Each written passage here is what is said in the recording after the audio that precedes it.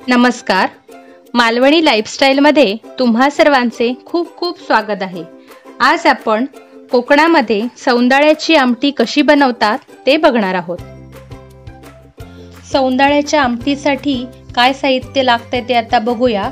इथे मी ओल्या खोबऱ्याचे 2 भाग घेतले आहेत। त्यापैकी जो एक भाग आहे अर्धी वाटी, तो भाग पाव कांदा घेतलेला आहे उभा चिरलेला, तो आपण वाटण्यासाठी वापरणार आहोत। तसेच इथे जो बारीक चिरलेला कांदा दिसतोय चमचाभर, तो फोडणीसाठी घेणार आहे मी। त्यानंतर 1 चमचा धणे घेतले आहेत आणि इथे जो अर्धी वाटी खोबरं घेतलंय ते आपण रस काढणार आहोत आमटीसाठी।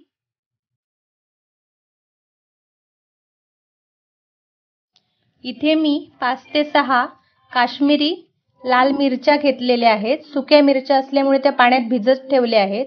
या मिरच्यांमुळे आमटीला खूप छान रंग येतो।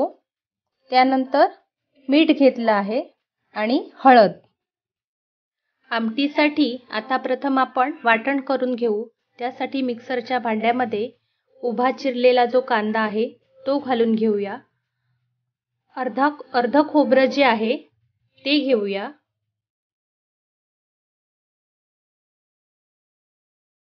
त्यानंतर धणे घालूया, हळद पाव चमचा,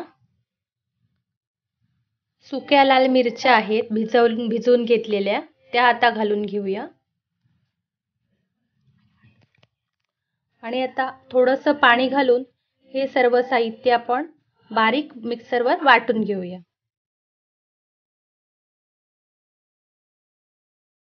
आता राहिलेलं अर्ध खोबरं जे आहे त्याचा आपण छान रस काढून घेणार आहोत। या खोबऱ्यामध्ये थोडं पाणी घालून वाटून घेऊया। आता इथे रस पिळून घेतलाय मी।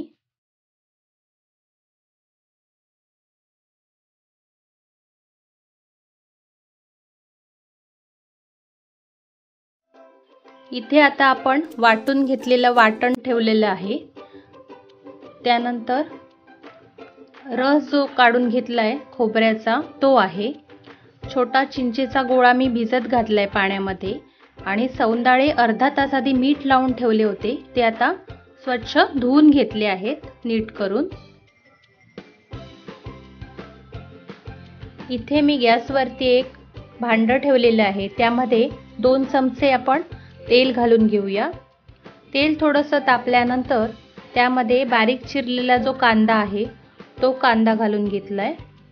आता हा कांदा ढवळून घ्यायचा आहे।